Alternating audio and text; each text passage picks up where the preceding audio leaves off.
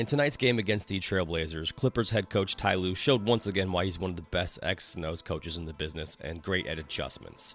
Here they run the initial play, an Iverson outset for Paul George, ends up hitting an isolation shot over Dennis Smith Jr.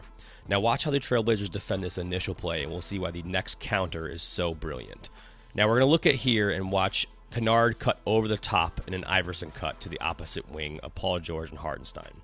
Hartenstein's then going to set a little out screen for Paul George to cut to the empty side of the floor. Watch how Nurkic steps out and either tags or bumps Paul George initially to prevent an easier pass. So Paul George has to catch it a little bit further out. But for a brief second, we can see an initial opening for Hartenstein in the lane. Paul George catches it, ends up scoring in the isolation anyways, but after the flagrant foul from Nurkic, it gave Ty Lue a free timeout. During this free timeout in the review, he used this time to draw up a play and explain to Morris and Hartenstein what they want to see for the counter, because he noticed the same thing we can see on the film, that Hartenstein was wide open. So what they do is come up and run the exact same play with Kennard cutting over the top from wing to wing in the Iverson cut. Then they look like they're going to run the Iverson out action for Paul George.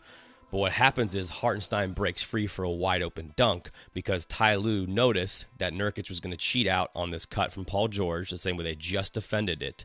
And then at the same time, he has Morris cut up to the wing while Hartenstein is going into that out screen for Paul George, taking away any help inside the lane from Larry Nance, which results in the wide open dunk for Hartenstein.